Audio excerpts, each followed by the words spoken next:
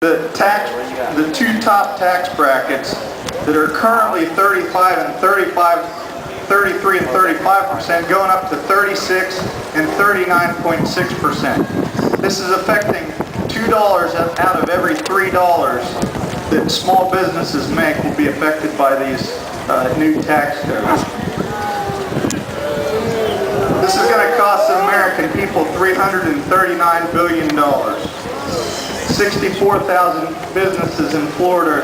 That's the estimate of how many businesses will be affected by this new tax plan if it's passed. The cap and trade system. Let's call this cap and tax like it is. This is $646 billion. We're looking at higher gasoline prices, higher heating and higher electric bills. There's one estimate out there that says this is going to run up electric bills 40%. 40%. Energy companies will be hit. They say, oh, let's hit the energy companies. American energy companies that are producing for us. They want to raise taxes on them $109 billion. Guess what? That's going to be passed on to the taxpayers and the consumers. You better believe it. The death tax. Right now, we're looking at that going away in 2010. This will be actually put back in place and continued at 45% if this budget's passed, with exemptions of $3.5 million. You might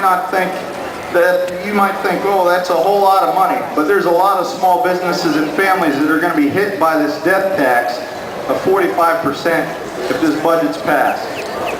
Raising taxes on investors. Right now we've seen the stock market, almost half of the wealth cut from the stock market. Now we're looking at $142 billion in taxes that he wants to raise on investors. Capital gains taxes going from 15 to 20%. Dividends tax going from 15 to 20%. $142 billion tax hike right there. U.S. companies. We're looking at $210 billion tax on U.S. companies. The companies that pay taxes to other countries overseas, and then they'll be taxed again over here. This doesn't make us competitive.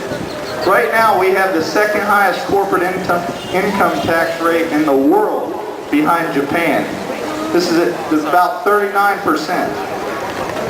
Does this attract jobs to America? No! Charitable contributions are under fire under this budget. We're looking at a $318 billion tax hike. It will raise the cost of housing. It will hurt charitable contributions. We're talking to churches. We're talking to organizations that help the homeless and stand for a lot of other good causes. They will be hit with this tax hike because people are going to be less likely to give whenever they're getting hit with large tax increases that reduce charitable contributions. Well, I want to say that right now there's a lot of leaders in this country, if you want to call them that are looking to shove a lot down our throats, make us swallow a lot. Carbon taxing, increased government spending, empowering unions, excessive regulations. That leads me to something I want to mention also briefly, a little bit off of taxes, is the Employee Free Choice Act. Thank you. This would disenfranchise workers by taking away their right to a federally supervised private ballot when voting on union membership. This will be replaced with card check. This can be used to intimidate and coerce people to sign a card and form a union. Not only will this crush the fundamental right of private voting, but in 2010 alone, this is estimated at losing 600,000 American jobs. This will be painful. If you want more information on that, check out workerfreedom.org. On the state level, let me address this quickly.